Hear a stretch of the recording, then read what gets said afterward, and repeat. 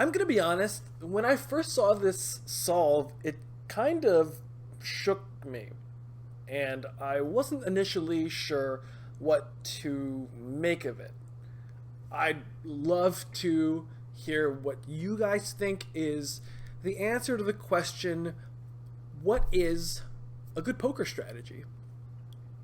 So, first, here I have a solve where we open the button, the big blind defends, we have a bunch of different sizings on the flop, have a bunch of different sizings on the turn, and the EV for this solve using multiple sizings comes out to $33.3. So something that I like to do when I am kind of testing my own ability to reproduce flop strategies compared to GTO is I like to go into node locking, pick the size that I am most likely to use in this situation, and see if I can recreate a strategy that is going to be close to GTO's EV. This is something that I think is very, very useful to do, and I think is often more useful than using GTO trainers, simply because this forces you to constantly be thinking about your strategy as a whole rather than considering plays in a vacuum, which is not going to be that useful, and maybe this solve will also show you why. So I was clicking around and decided to use a half pot sizing and use the following strategy. It's very arbitrary. So essentially what I did is I picked a bunch of hands and set them all to 50-50 on the flop. And then I picked a couple hands that are going to always bet the flop, and I picked a couple hands that are always going to check the flop. Now, is this a good poker strategy? Hopefully in your mind you're going to have a gut reaction. You can say, yeah, this is really good, or yeah, this is complete horseshit. So let's say that you had a coach and your coach said, oh yeah, you should just play this, right? Whenever you have king 4 of hearts, you should 50-50 just bet this on the flop. Or if you have ace 5 of diamonds and hearts, you should just 50-50 bet this on the flop. You might think that that guy is an asshole. Like he's just a complete fraud, right?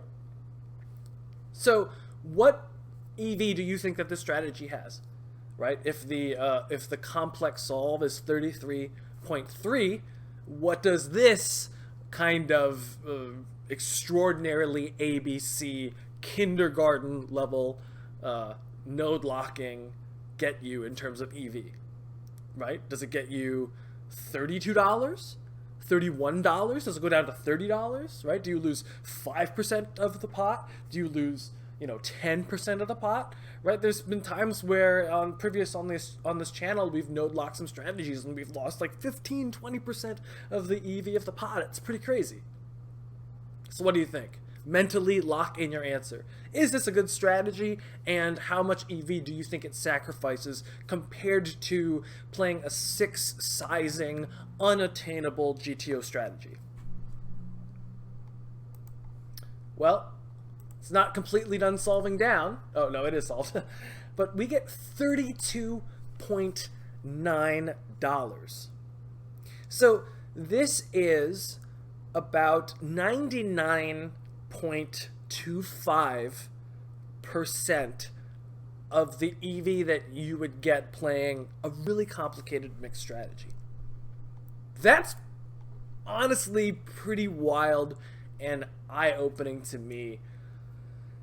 And one, it makes me reconsider what is a good strategy, right? Clearly, there is some way that after implementing this weird arbitrary bets and checks system on the flop, GTO is able to balance this on future streets, probably by having some good hands that it can call down with on blank streets, having a bunch of obvious hands that will make board coverage so it can call down on nines, queens, kings, clubs, etc., etc.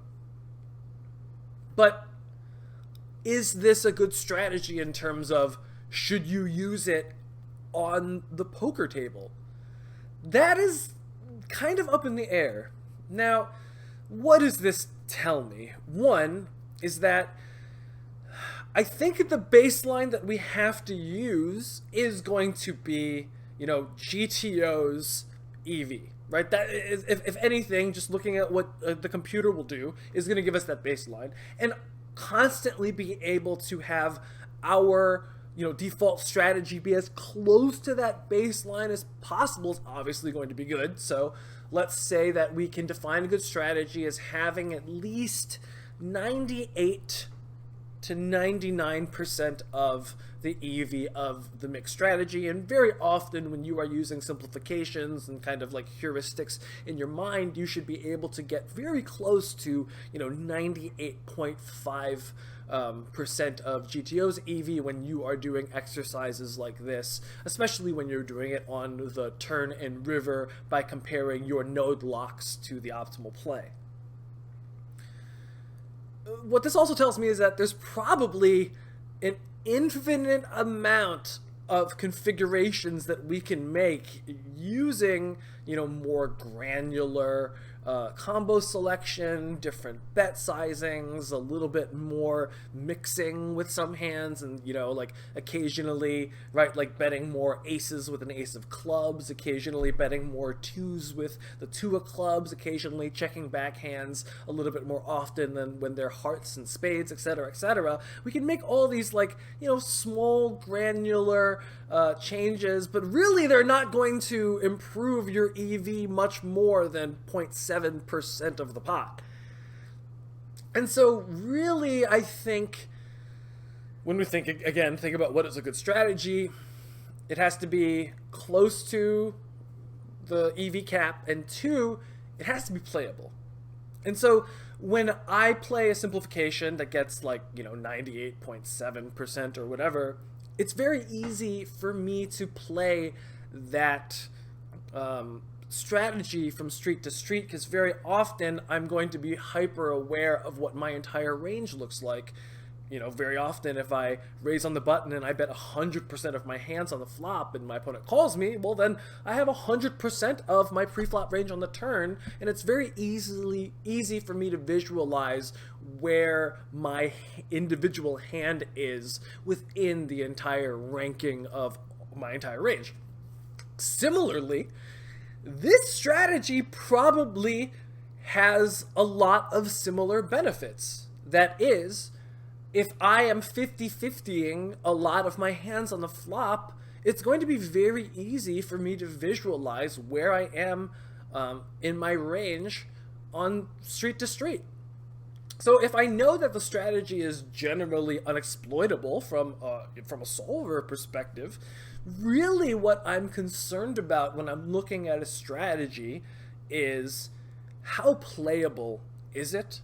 And is that the strategy that speaks to me?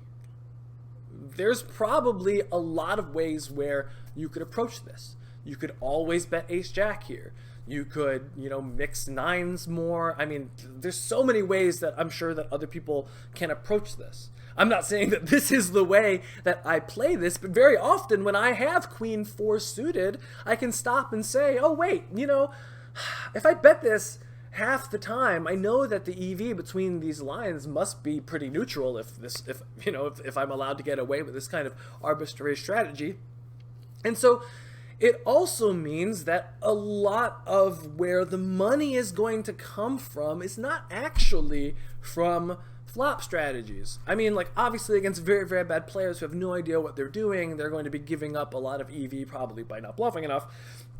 But, when you're playing against decent, competent players, especially ones who have used solvers and they've, generally gotten the basic approach on how you should be playing flops in position, well, there's probably a lot of EV to be gained in spots where you get to play these like very, very, very simple yet arbitrary strategies that on paper might look like complete ass, but actually are very, very powerful, have a lot of playability, and cannot be exploited even by PIOsolver.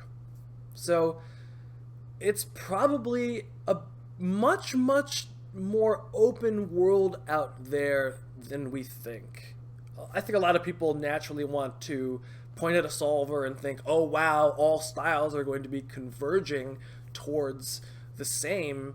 But I think that this shows if you are a very, very talented post-turn and post-river player, especially deep, there's an enormous amount of flop strategies. I mean, probably an infinite amount of near equilibria flop strategies that, you know, we can quantify as within 98.5%. And so if you have access to all of these, you know, different strategies, then obviously the ones that are going to be the best are the ones that you can calculate most easily in your head from street to street from a combinatorics perspective, and the strategy that you think your opponent is most likely to have difficulty responding against. Is my opponent going to have a lot of difficulty responding to this strategy? I mean, probably not. Right? But it also means that I'm probably not going to be making a lot of mistakes either. So hopefully this has been eye-opening to you. There's probably way more conclusions that you can draw from this than I'm discussing. Obviously, I'm just kind of, you know, grazing the surface of this. But, you know, when we talk about what is good poker, I think, if anything, this reinforces that you can almost never look at your hand in a vacuum and say, this is good or bad. So, for example, if anyone came to me and says, oh, you know, I had queen two of hearts here, and I bet it on the flop, or I checked it on the flop. Was this good? Well, clearly, it could have been. It really depends on what your entire strategy looks like as a whole. So, this is Alvin Teaches Poker. Hopefully, this helped you out. Peace.